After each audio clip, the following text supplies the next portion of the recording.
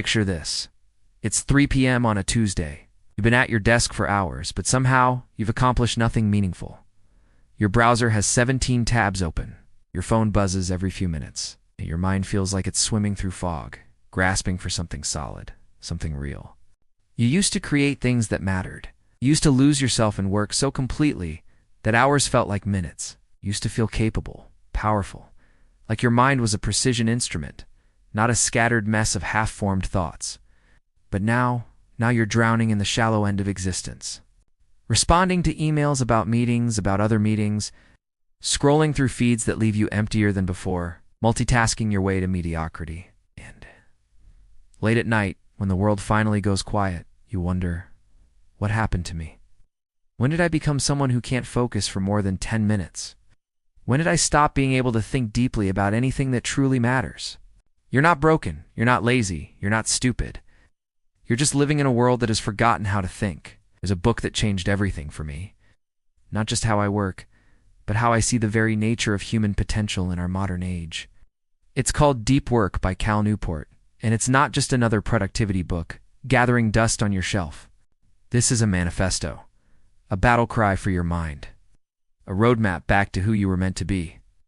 Cal Newport isn't just a computer science professor at Georgetown. He's a prophet of focus in an age of distraction. Someone who looked at our fractured, notification-heavy world and said, there's another way. This book isn't about time management or life hacks.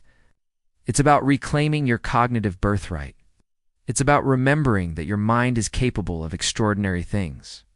When you stop treating it like a smartphone, always on, always available, always interrupted. I've lived these ideas. I felt the transformation that happens when you stop swimming in the shallow waters of constant connectivity and dive deep into the ocean of concentrated thought. I've experienced the joy, yes, joy of losing yourself completely in work that matters. And today, I want to take you on that same journey. We're going to explore this transformation together, chapter by chapter. Part 1. The Idea. Chapter 1. Deep work is valuable. Chapter 2. Deep work is rare. Chapter 3. Deep work is meaningful. Part 2. The Rules. Rule number 1. Work deeply. Rule number 2. Embrace boredom. Rule number 3. Quit social media. Rule number 4. Drain the shallows. Let's begin this journey, one chapter at a time. Chapter 1. Deep work is valuable. Imagine two people sitting in identical offices with identical degrees, identical years of experience. One becomes indispensable. The other becomes replaceable. What makes the difference? The answer lies in a simple but profound truth. In our new economy, the ability to focus without distraction on cognitively demanding tasks is becoming the superpower that separates the extraordinary from the ordinary. Newport calls this ability deep work, professional activities, performed in a state of distraction-free concentration that push your cognitive capabilities to their limit. These efforts create new value, improve your skill, and are hard to replicate. Think about the last time you produced something you were genuinely proud of. Not just busy work, not just checking boxes, but something that made you think, I created this. This came from the depths of my mind, and it's good. I'd bet everything that in that moment, you weren't multitasking. You weren't checking email. You weren't scrolling through social media. You were completely absorbed, completely present, completely focused. That's deep work. It's becoming the most valuable skill in the 21st century. Newport shows us 3 groups of people who are winning in our new economy. First, there are those who can work with and creatively leverage intelligent machines. Think of the engineer who doesn't just use AI, but understands it so deeply they can shape its future. They're not being replaced by technology. They're dancing with it. Second, there are the superstars in their fields. The best programmers, the most insightful analysts, the most creative designers. Technology hasn't just made their work possible. It's made their exceptional work visible and valuable on a global scale. Third, there are those with access to capital. But here's the thing. Even capital requires deep work to be deployed effectively. The most successful investors, entrepreneurs, and executives are those who can think deeply about complex problems and solutions. What do all 3 groups have in common? They've mastered the ability to quickly learn hard things and produce at an elite level. Both require deep work. Let me tell you about David Hansen, the creator of Ruby on Rails. He doesn't just code, He creates frameworks that change how millions of developers work. But here's what most people don't know. Hansen is famously protective of his deep work time. He works in long, uninterrupted blocks. He's not checking Slack every few minutes. He's not responding to emails as they arrive. He's diving deep into the complex world of software architecture, holding multiple layers of abstraction in his mind simultaneously, crafting elegant solutions to problems that would break lesser minds. This isn't just about programmers. Consider the financial analysts who can spot patterns in market data that others miss. The lawyer who can hold an entire case in their mind, seeing connections between precedents that escape their colleagues. The surgeon who can navigate complex procedures with split-second decision-making. They all share one trait: the ability to focus intensely on cognitively demanding tasks. But here's what makes this especially valuable right now. As artificial intelligence handles more routine tasks, human value increasingly lies in our ability to do what machines cannot: creative problem-solving, complex synthesis, breakthrough thinking. The lawyer who can only draft standard contracts is being replaced by AI, but the lawyer who can deeply understand a client's unique situation, synthesize complex legal precedents, and craft innovative solutions, they're more valuable than ever. The programmer who can only write basic code is being replaced by AI, but the programmer who can deeply understand complex systems, architect elegant solutions, and solve novel problems, they're commanding higher salaries than ever before. The writer who can only produce formulaic content is being replaced by AI, but the writer who can deeply understand human psychology, craft compelling narratives, and create truly original insights, they're in higher demand than ever. This is the great paradox of our time. As the world becomes more connected and fast-paced, the ability to disconnect and slow down becomes more valuable. Newport introduces us to the concept of attention residue. When you switch from task A to task B, your attention doesn't immediately follow. A residue of your attention remains stuck on the original task. This residue gets especially thick if your work on task A was unbounded and of low intensity before you switched. Picture your mind as a lens. When you're constantly switching between tasks, that lens never quite focuses. Everything is slightly blurry, slightly out of focus. You're seeing the world through a smudged window. But when you work deeply, when you give your full attention to one cognitively demanding task, that lens focuses with laser precision. Suddenly you can see details that were invisible before. You can make connections that were impossible when your attention was scattered.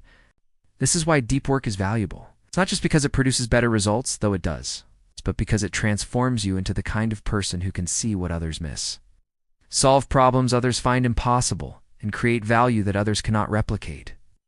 In a world of shallow work, the non-cognitively demanding logistical-style tasks, often performed while distracted, deep work is the secret weapon that separates those who thrive from those who merely survive.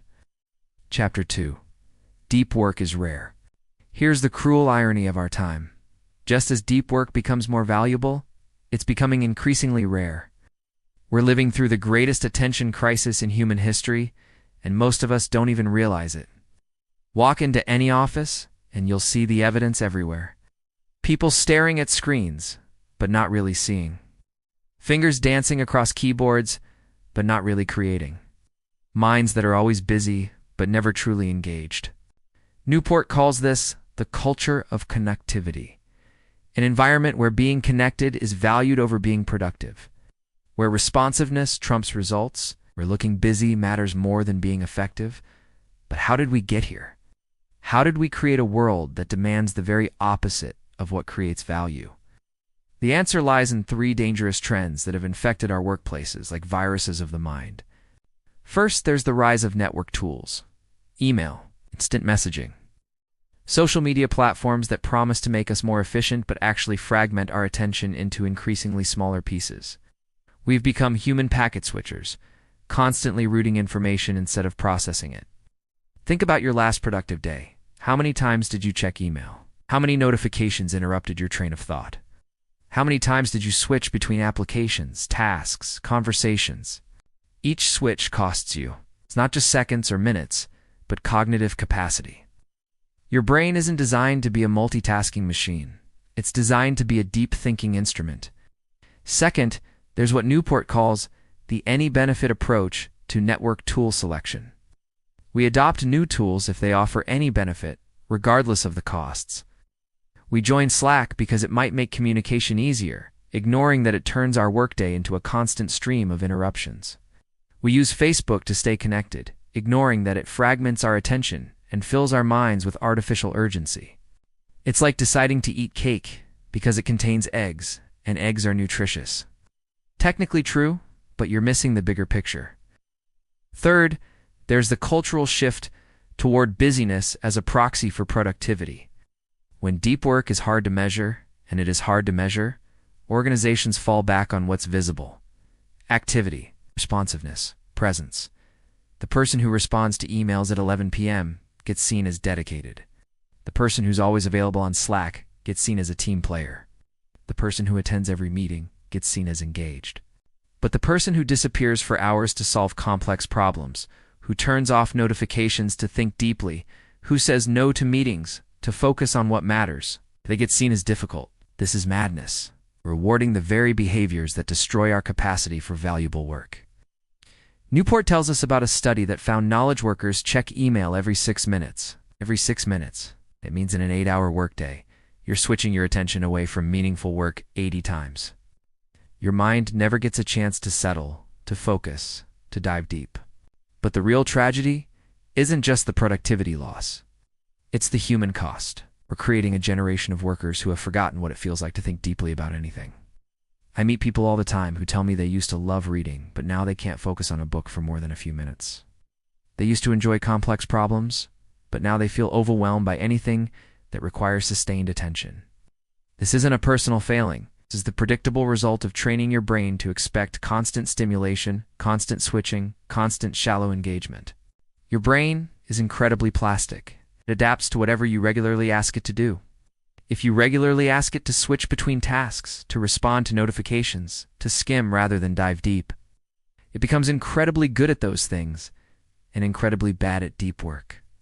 The tragedy is that organizations are complicit in this destruction. They create open offices that maximize distraction. They implement communication tools that fragment attention. They reward responsiveness over results.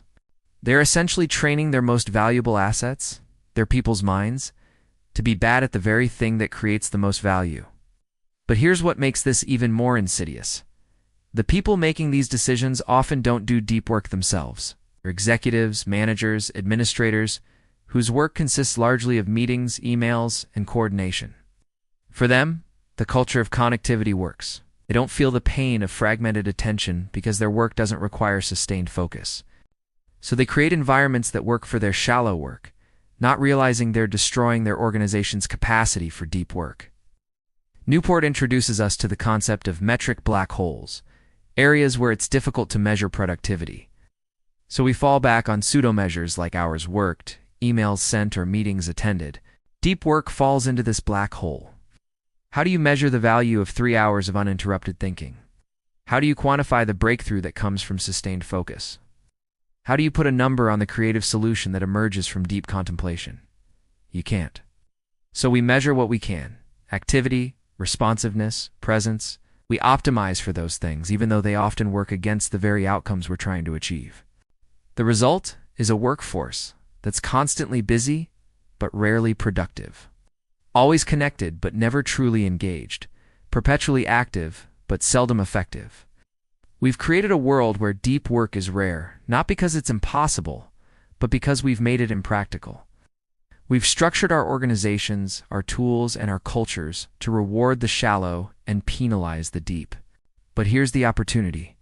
In a world where deep work is rare, those who cultivate it will have a profound advantage. They'll be the ones who solve the unsolvable problems, create the breakthrough innovations, and produce the work that truly matters. They'll be the ones who remember what it means to think. Chapter 3. Deep work is meaningful. There's a question that haunts modern life. Why does so much of our work feel meaningless? Why do we spend our days busy but never fulfilled, productive but never truly satisfied? The answer might surprise you. It's not because our work lacks purpose. It's because we've forgotten how to engage with it deeply. Newport reveals a profound truth. Deep work is not just valuable and rare, it's meaningful. It's the key to a life well lived, a career that matters, and a sense of purpose that transcends the shallow busyness of modern existence. But to understand why, we need to dive into the very nature of human psychology and what creates meaning in our lives. Let me tell you about Rick Furr, a master blacksmith, who creates medieval weapons and armor using traditional techniques. When Furr works, he enters a state of complete absorption.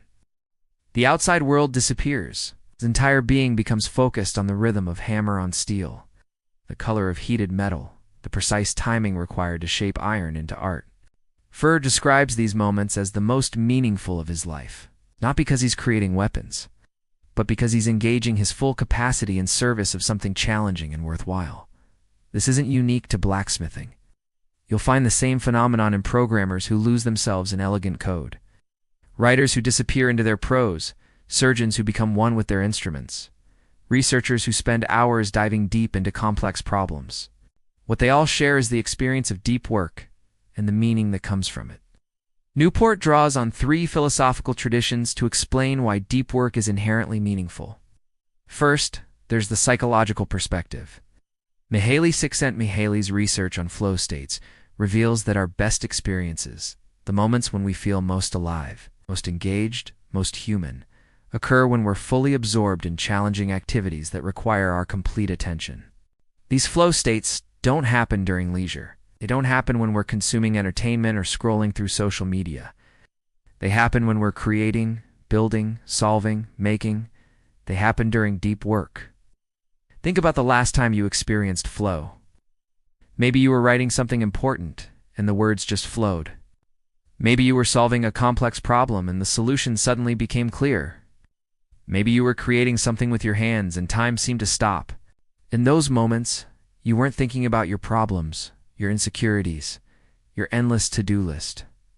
You were completely present, completely engaged, completely alive. That's not coincidence. That's the natural result of engaging your full capacity in service of something meaningful. Second, there's the philosophical perspective. Philosophers from Aristotle to Martin Heidegger have argued that skilled practice, the kind that requires deep focus and sustained attention, is essential to human flourishing. When you engage in deep work, you're not just producing output, you're developing your capacity as a human being. You're becoming more skilled, more capable, more fully yourself. There's something profound about taking raw materials, whether they're ideas, code, words, or physical objects, and transforming them through skilled attention into something valuable and beautiful. This is what craftsmen have always known. The blacksmith doesn't just make horseshoes.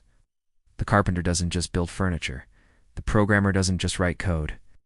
They're all engaged in the fundamentally human act of creation through skilled practice. Third, there's the neurological perspective. Neuroscientists have discovered that when we focus our attention on something, we're not just thinking about it. We're literally shaping our brain's structure.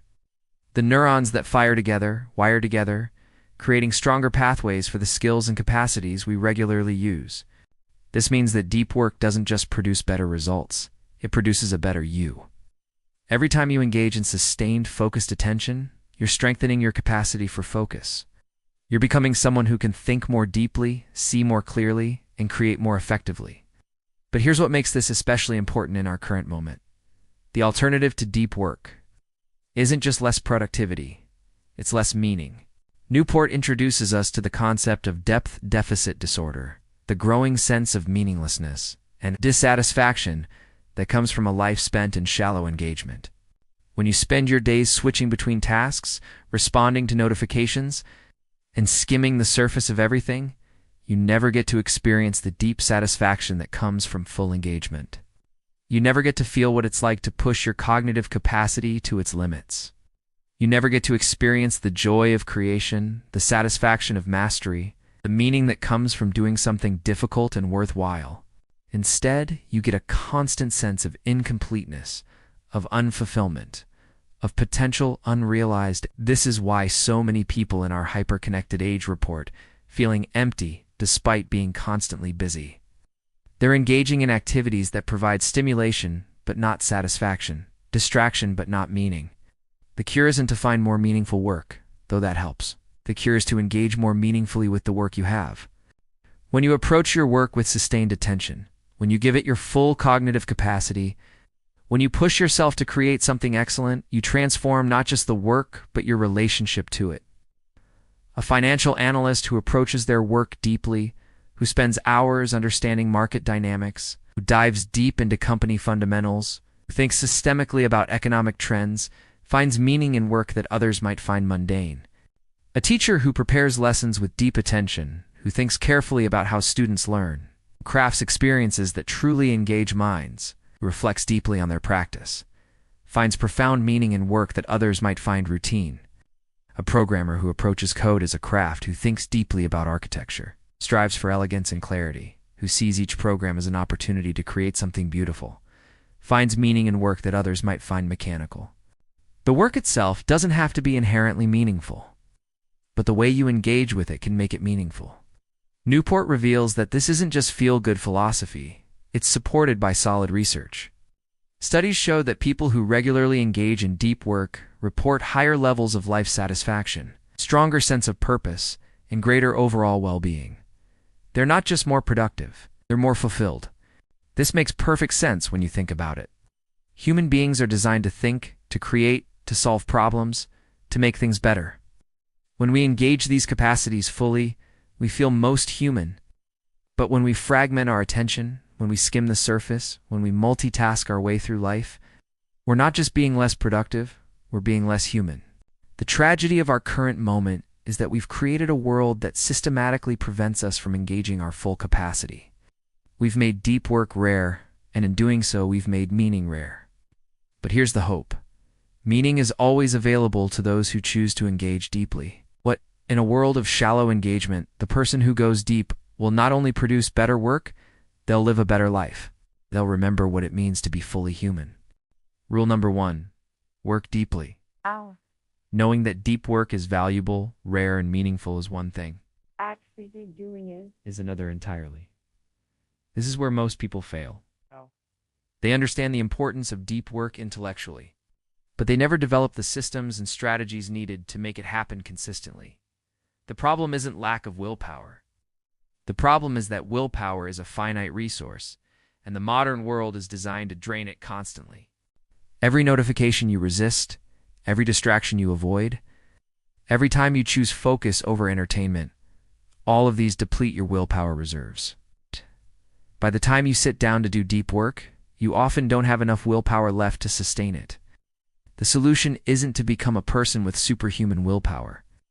The solution is to build systems that make deep work automatic, inevitable, and sustainable. Newport introduces us to 4 philosophies of deep work, each designed for different types of work and different types of people. First, there's the monastic approach. This is the most extreme form, complete isolation from the connected world for extended periods. Think of the novelist who disappears to a cabin in the woods for months, or the academic who takes a sabbatical to work on a book. Neil Stephenson, the acclaimed science fiction author, practices this approach.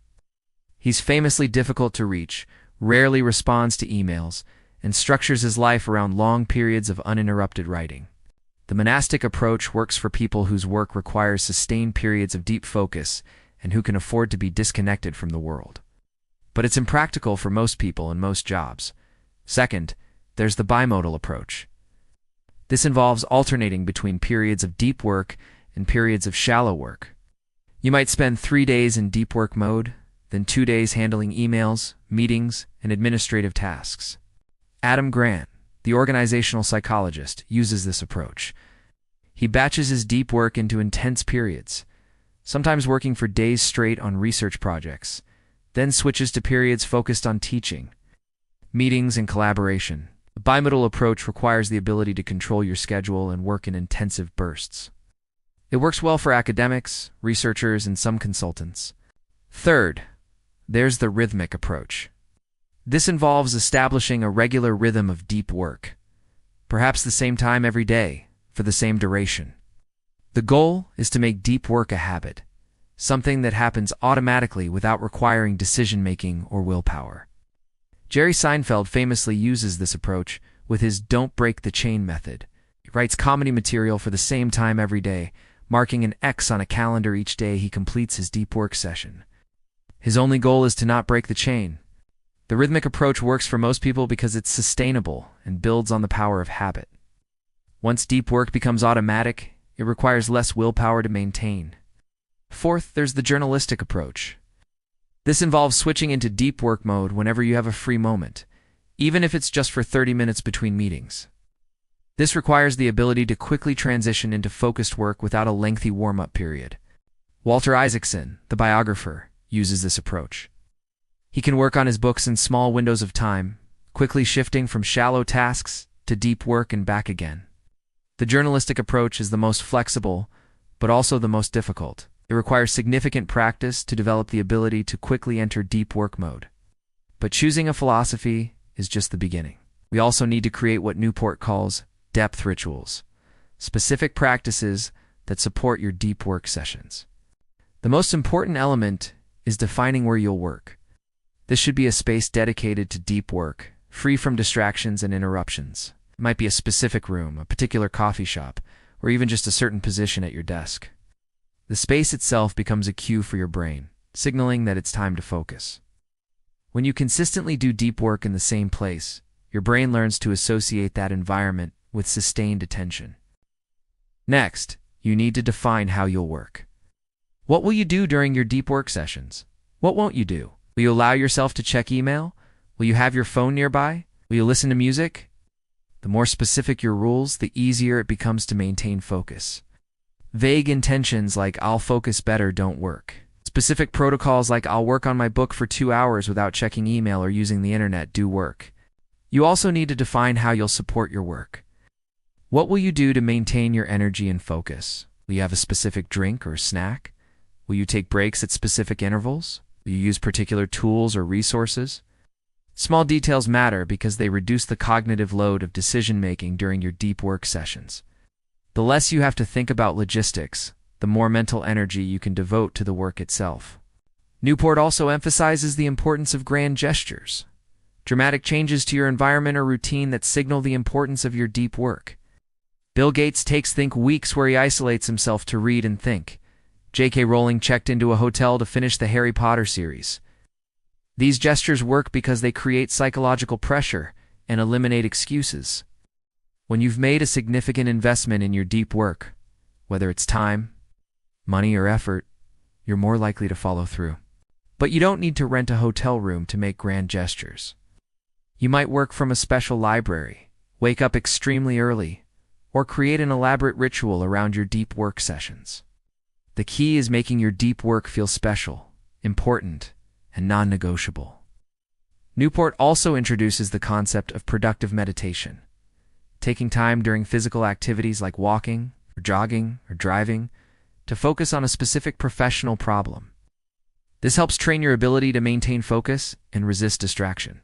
The practice is simple. Choose a specific problem to think about, then resist the urge to let your mind wander to other topics. When you notice your attention drifting, gently bring it back to the problem at hand. This isn't just useful for solving problems. It's training for your brain, strengthening your ability to maintain focus even when your mind wants to wander. Finally, Newport emphasizes the importance of shutdown rituals, specific practices that help you transition from work mode to personal time. This might involve reviewing your tasks for the next day, clearing your desk, or simply saying "schedule shutdown complete" out loud. The shutdown ritual serves two purposes. It helps you process any incomplete tasks, so they don't occupy your mind during personal time. And it creates a clear boundary between work and life. Without this boundary, your mind never fully disengages from work, which prevents the mental restoration necessary for sustained deep work. The key insight is that deep work isn't just about what you do during your focused sessions. It's about how you structure your entire day, your entire life, to support those sessions. Deep work is a skill that can be developed, but only if you treat it with the seriousness it deserves. It requires intentionality, practice, and systematic support. But when you get it right, when you build systems that make deep work sustainable, you don't just become more productive. You become more capable, more creative, more fully yourself. Rule number 2. Embrace boredom. There's a moment that happens to everyone in our hyper-connected age. You're standing in line at the grocery store, and instinctively, your hand reaches for your phone. You're waiting for an elevator, and you start checking social media. You have 30 seconds of downtime, and you fill it with digital stimulation. This isn't just a habit, this is training. Every time you eliminate a moment of boredom with a quick hit of digital stimulation, you're training your brain to need constant entertainment, constant input, constant distraction, and you're destroying your capacity for deep work. Newport reveals a crucial truth. The ability to concentrate is a skill that must be trained. And like any skill, it can be strengthened or weakened depending on how you use it. If you constantly give your brain stimulation, notifications, social media, news feeds, entertainment, you're training it to expect constant input. Your brain becomes like a muscle that's only ever been used for quick, light movements. When you suddenly ask it to lift something heavy, it can't handle the load. Deep work is the heavy lifting of the mind, and most of us have trained our brains to be weak. The solution isn't to eliminate all entertainment from your life. The solution is to take control of when and how you consume it. To choose boredom over stimulation, silence over noise, patience over instant gratification. This is harder than it sounds. We live in a world designed to eliminate boredom, to provide instant entertainment, to satisfy our cravings for stimulation immediately. But boredom isn't the enemy of deep work. It's the training ground. Newport introduces us to the concept of attention training, deliberate practices designed to strengthen your ability to focus. Just as you might do physical exercises to strengthen your body, you can do mental exercises to strengthen your mind. The first practice is simple but powerful. Don't take breaks from distraction. Instead, take breaks from focus. Most people think about digital detoxes backwards. They try to eliminate distractions occasionally while spending most of their time in a distracted state. This is like trying to build physical strength by lifting weights for 5 minutes a day, while spending the rest of your time as sedentary as possible. Instead, Newport suggests scheduling specific times for distraction and protecting everything else for focus. You might check email only at 10 a.m., 2 p.m., and 5 p.m. You might allow yourself to use social media only during designated breaks.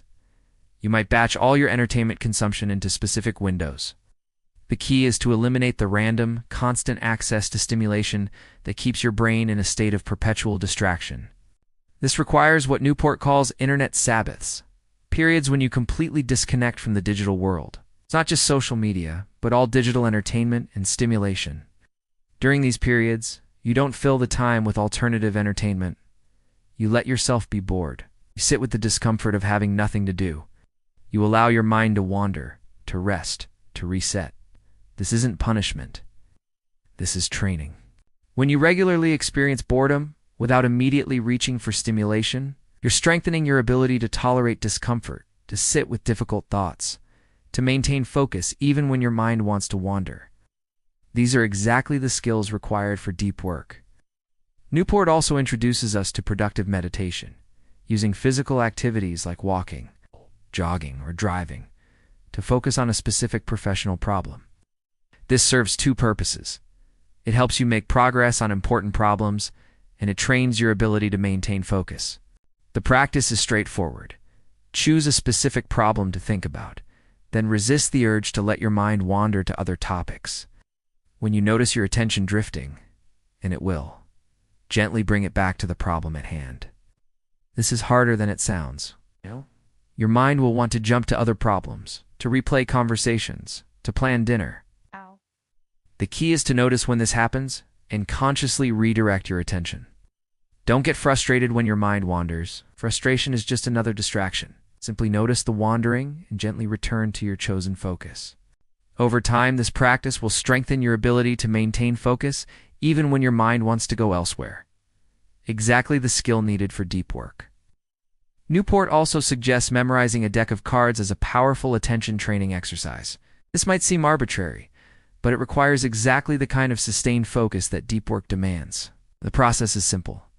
Use a memory palace technique to memorize the order of a shuffled deck of cards. Time yourself and try to improve your speed over multiple attempts. This exercise forces you to maintain focus for extended periods, to resist the urge to check your phone or let your mind wander, and to push through the discomfort of mental effort. But perhaps the most important practice is learning to be comfortable with mental discomfort. Deep work is hard. It requires you to push your cognitive capacity to its limits. It often involves wrestling with complex problems that don't have obvious solutions. Your brain will resist this discomfort. It will try to convince you to check email, to browse the internet, to find an easier task. This is normal.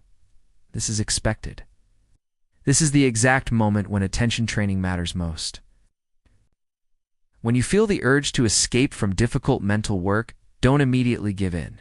Sit with the discomfort for a moment, notice the feeling without acting on it, and consciously choose to return to your deep work. This isn't about willpower. This is about training your brain to recognize the difference between genuine fatigue and simple discomfort. Most of the time, what feels like mental exhaustion is actually just your brain's resistance to effort. By learning to recognize this resistance and work through it, you develop the capacity for sustained mental effort that deep work requires. Newport also emphasizes the importance of high-quality leisure activities that require focused attention. Reading books, playing musical instruments, engaging in crafts, having deep conversations, these activities strengthen your ability to focus while providing genuine relaxation and enjoyment. The problem with most modern entertainment is that it's designed to be consumed passively. You don't need to focus to watch television, scroll through social media, or play most video games. These activities might provide temporary relief, but they don't restore your capacity for deep work. Active leisure activities, on the other hand, provide what psychologists call restorative experiences. They actually strengthen your ability to focus while giving your mind a break from work. The key insight is that your brain is always in training. Every moment you choose stimulation over boredom, distraction over focus, entertainment over effort, you're training it to be weak. But every moment you choose to sit with discomfort, to maintain focus despite resistance, to engage actively rather than passively, you're training it to be strong. This training isn't just about becoming better at deep work, though it will do that. It's about becoming someone who can tolerate discomfort, who can think through difficult problems, who can maintain focus despite internal resistance. It's about becoming someone who can engage fully with life instead of constantly escaping from it. In our hyper-connected age, the ability to be bored, to sit with discomfort without immediately reaching for stimulation, is a superpower. It's the foundation of deep work, deep thinking, and deep living. The question isn't whether you can eliminate all distractions from your life. The question is whether you can train your brain to be comfortable without them. Rule number 3, quit social media. This might be the most controversial thing you'll hear today. Social media is not neutral. It's not just a tool that can be used for good or ill. It's a sophisticated system designed to fragment your attention, monetize your focus, and make deep work nearly impossible. And if you want to develop the capacity for deep work, you need to seriously consider quitting it entirely. I know what you're thinking. But I use social media for work. I use it to stay connected with friends. I use it to stay informed about current events. Can't just quit. Newport understands these concerns. He's not a Luddite who thinks all technology is evil. He's a computer scientist who understands how these systems work and what they're designed to do. And what they're designed to do is capture and monetize your attention. Every feature of social media platforms, the endless scroll, the variable reward schedule, the social validation mechanics, the fear of missing out, is engineered to keep you engaged for as long as possible. These aren't accidental byproducts. They're the core business model. Your attention is the product being sold. Deep work requires exactly what these platforms are designed to eliminate: sustained, focused attention. Newport introduces us to the any-benefit approach to tool selection, the idea that you should adopt a tool if it offers any benefit, regardless of the costs. This is how most people think about social media.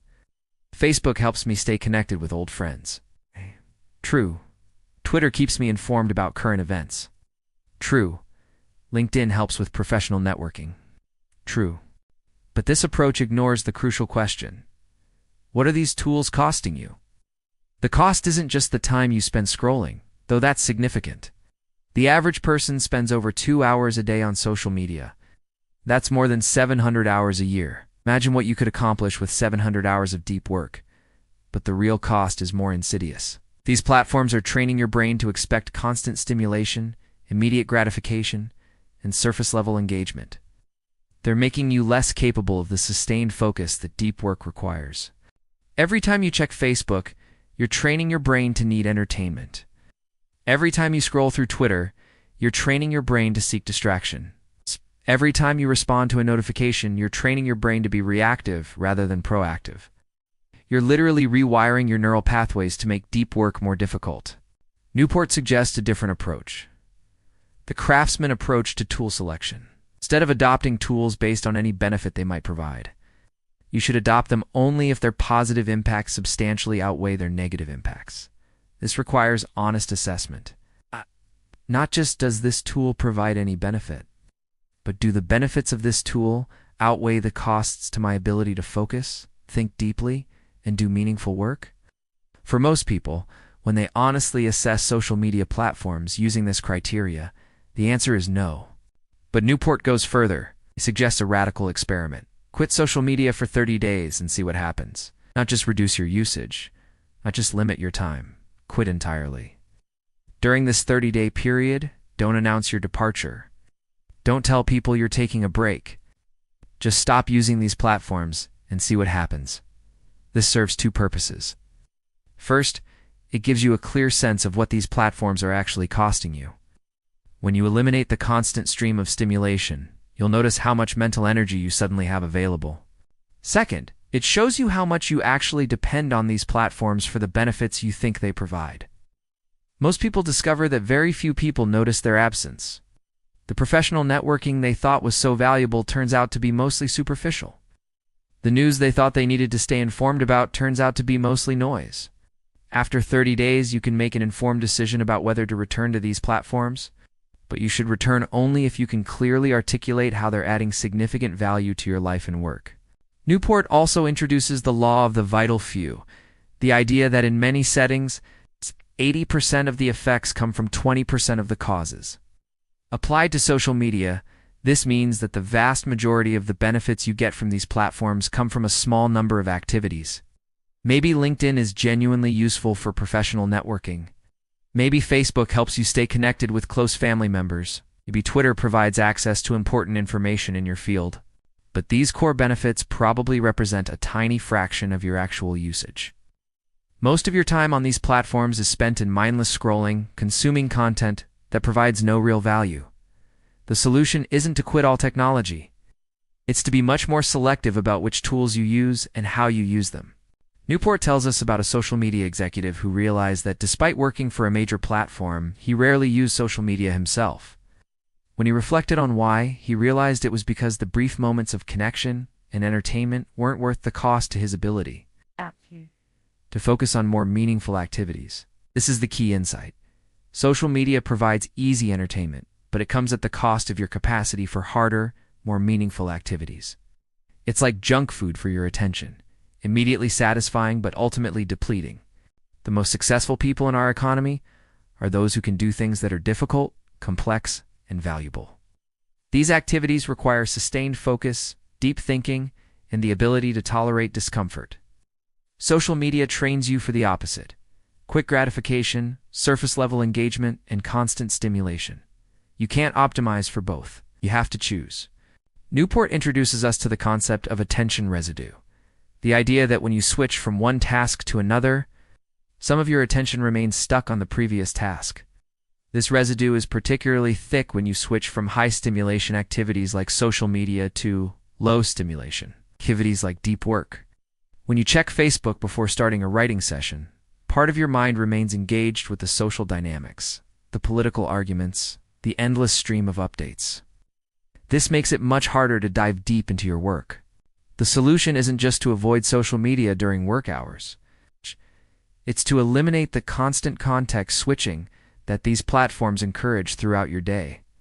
But Newport also acknowledges that some people genuinely benefit from social media for professional reasons. If you're a marketer, a journalist, or someone else whose work genuinely requires social media engagement, you can't just quit entirely. In these cases, he suggests a more nuanced approach. Use social media like a professional tool, not a source of entertainment.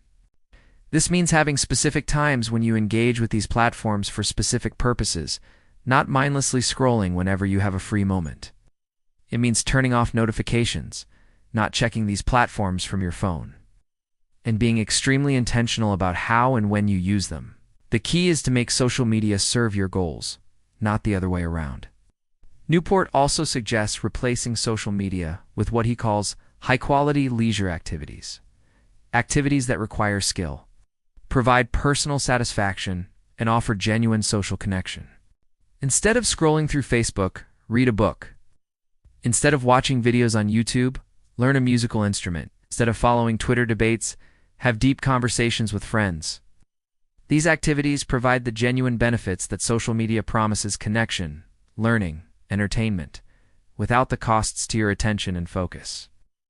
The deeper issue isn't just about productivity, it's about agency.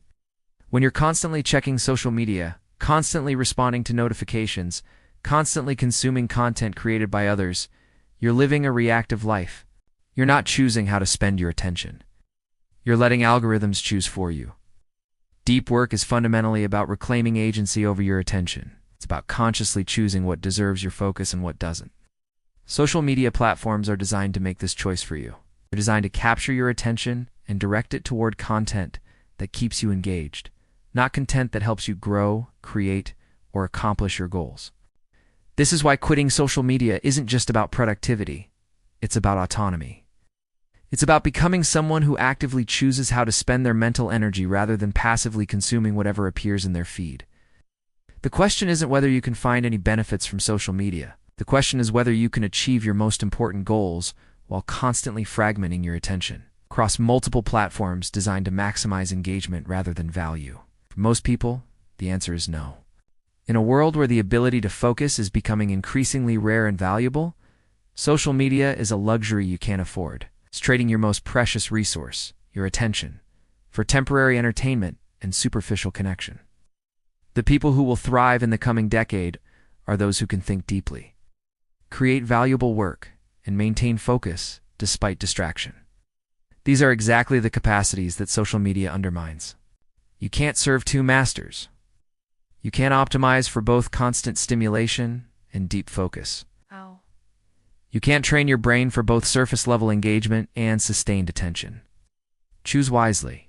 Your future self will thank you. Rule number 4. Drain the shallows. There's a harsh truth about modern work that most people don't want to acknowledge. Much of what we do doesn't matter. We spend our days responding to emails about emails, attending meetings about meetings, and completing tasks that exist only to create the illusion of productivity. This is what Newport calls shallow work, non-cognitively demanding. Logistical-style tasks, often performed while distracted. These activities are easy to replicate, don't create much new value, could often be done by a bright college student following a script. The problem isn't that shallow work exists.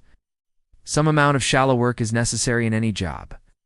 The problem is that shallow work expands to fill the time available, crowding out the deep work that actually creates value. If you want to develop the capacity for deep work, you need to become ruthless about eliminating shallow work from your life. You need to drain the shallows. This isn't just about time management, it's about energy management. Your brain has a limited capacity for focused attention each day. Every minute you spend on shallow work is a minute you can't spend on deep work. But more importantly, shallow work trains your brain to be comfortable with distraction, constant task switching, and surface-level engagement. The more time you spend in shallow work, the harder it becomes to shift into deep work when you need to. Newport introduces us to the concept of shallow work gravity, the tendency for shallow work to pull you away from deep work. Email begets more email. Meetings beget more meetings. Administrative tasks beget more administrative tasks. Without conscious effort to resist this gravity, you'll find yourself spending more and more time on activities that feel urgent but aren't important, that keep you busy but don't move you forward. The solution requires what Newport calls deep work scheduling, being extremely intentional about how you allocate your time and energy. First, you need to quantify the depth of every activity in your professional life. Newport suggests a simple test. How long would it take to train a smart college graduate to do this activity? If the answer is less than a few months, it's shallow work.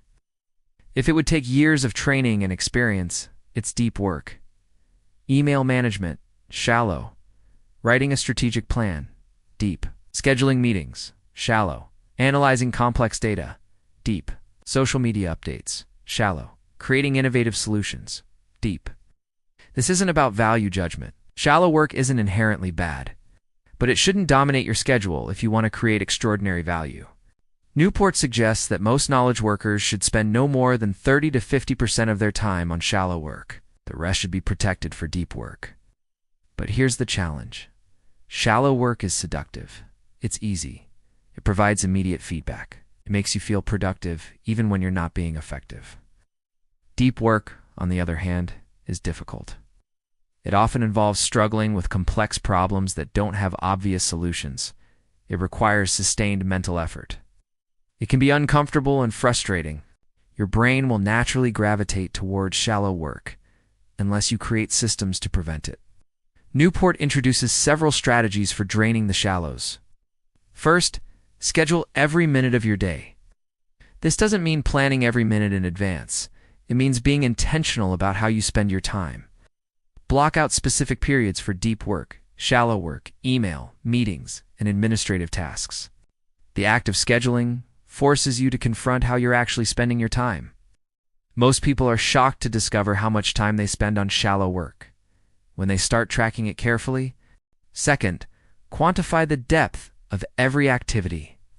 Before you commit to a meeting, ask yourself, is this deep work or shallow work? Before you respond to an email, ask, is this creating value or just creating more work? Third, finish your work by 5:30 p.m. This might seem impossible, but it's a powerful forcing function. When you know you have limited time, you become much more selective about how you spend it.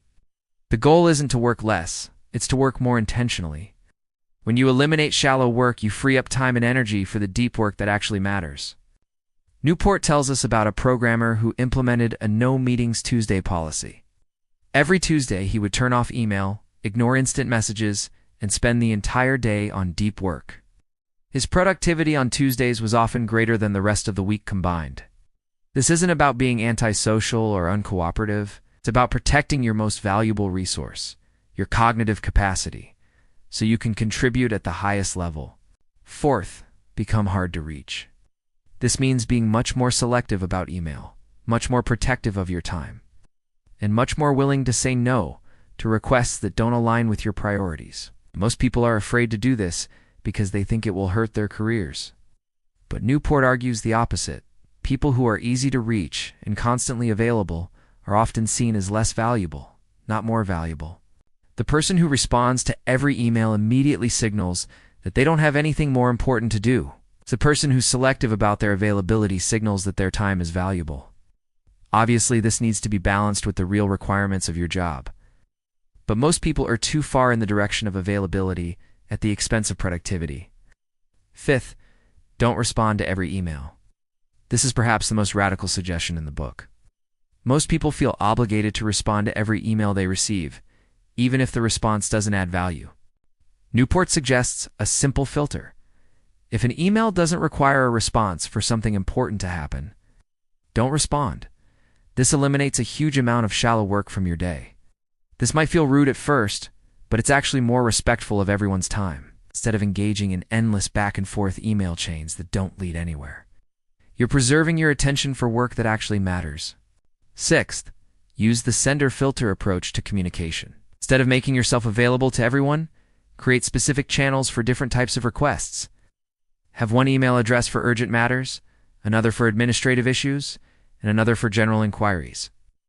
This allows you to prioritize your responses and batch similar types of communication together. But perhaps the most important strategy is to become comfortable with the possibility that some people might be annoyed by your boundaries. Not everyone will understand why you're not immediately available, why you don't respond to every email, why you're selective about meetings. This is okay. The people who matter will understand that you're trying to create value, not just stay busy. The people who don't understand probably weren't contributing to your most important work anyway. Newport also emphasizes the importance of attention residue, the mental energy that remains tied up in incomplete tasks. When you have 17 half-finished projects, 12 unanswered emails, and 5 upcoming deadlines, Part of your mind is constantly occupied with keeping track of all these commitments. This leaves less mental energy available for deep work. The solution is to be much more selective about what you commit to in the first place. Before you say yes to a new project, a new meeting, or a new responsibility, ask yourself, is this the best use of my limited attention? Most people say yes to too many things because they're afraid of missing opportunities. But when you say yes to everything, you guarantee that you won't have time or energy for the things that matter most. The key insight is that attention is a zero-sum game. Every moment of shallow work is a moment you can't spend on deep work. Every email you respond to is time you can't spend on creative problem solving. Every meeting you attend is energy you can't devote to your most important projects. This doesn't mean you should eliminate all shallow work. It means you should be extremely intentional about which shallow work you choose to do and how much time you allocate to it. The people who create the most value in our economy are those who can distinguish between what's urgent and what's important, between what's busy and what's productive, between what feels like work and what actually creates value. They're the ones who have drained the shallows and protected their cognitive capacity for the work that truly matters. In a world where everyone is busy, the person who can focus on what's important will have an enormous advantage. They'll be the one who solves the complex problems, creates the innovative solutions, and produces the work that stands the test of time. They'll be the one who remembers that the goal isn't to be busy, it's to be effective. We've reached the end of our journey through Cal Newport's deep work, but in many ways, this is just the beginning. Because understanding these ideas intellectually is one thing, living them is another entirely. Let me ask you something. What would your life look like if you could focus completely on what matters most? What would you create if you could think deeply about complex problems without distraction? What would you become if you could develop your abilities to their fullest potential?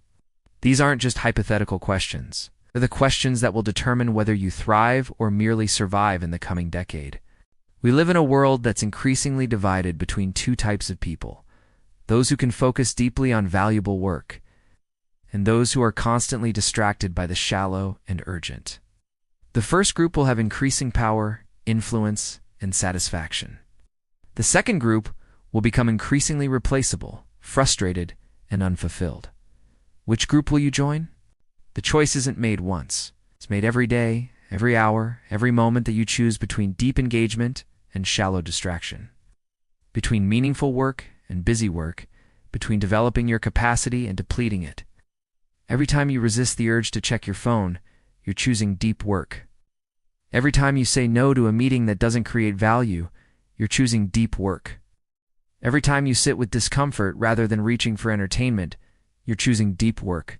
These choices compound. The person who makes them consistently doesn't just become more productive. They become more capable, more creative, more fully human. They become someone who can see what others miss, solve problems others find impossible, and create value that others cannot replicate. This is the promise of deep work. Not just better results, but a better life. Not just more productivity, but more meaning. Not just professional success, but personal fulfillment. But this promise comes with a price. It requires you to go against the grain of modern culture, to resist the constant pull of distraction, to choose the difficult path of sustained focus over the easy path of constant entertainment. It requires you to become someone who can tolerate discomfort, who can think through complex problems, who can maintain focus even when your mind wants to wander. It requires you to become someone who remembers what it means to be fully human in an increasingly distracted world. The choice is yours. You can continue living in the shallow end of existence, constantly busy, but never truly productive, always connected, but never deeply engaged. Or you can choose the deeper path, the path of sustained focus, meaningful work, and genuine accomplishment. The world needs people who can think deeply, create valuable work, and solve complex problems.